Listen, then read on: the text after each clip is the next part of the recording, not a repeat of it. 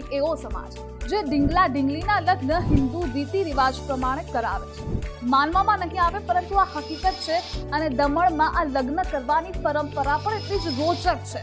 ડીજેનો તાલ છે, જાનૈયાઓ થનગની રહ્યા છે, વરરાજા ઘોડા પર સવાર થઈ ચૂક્યા છે, પરંતુ ઘોડા પર સવાર વરરાજા જોઈ ચોંકી જવાય, કારણ કે ઘોડા પર તો એક બાળક બેઠો હોય છે અને તેના હાથમાં એક ઢીંગલો છે.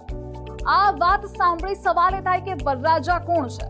માછી સમાજમાં વર્ષોથી ઢીંગલા ઢીંગલીના લગ્નની પરંપરા છે.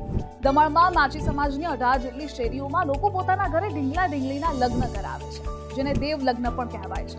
માનવામાં આવે છે કે સંઘ પ્રદેશ દમણમાં હાલ માછીમારોનું વેકેશન ચાલે છે અને તેમના સમાજમાં અષાઢ મહિનાની એકાદશીના દિવસે ઢીંગલા ઢીંગલીના લગ્ન કર્યા બાદ માછી સમાજમાં લગ્ન નથી થતા.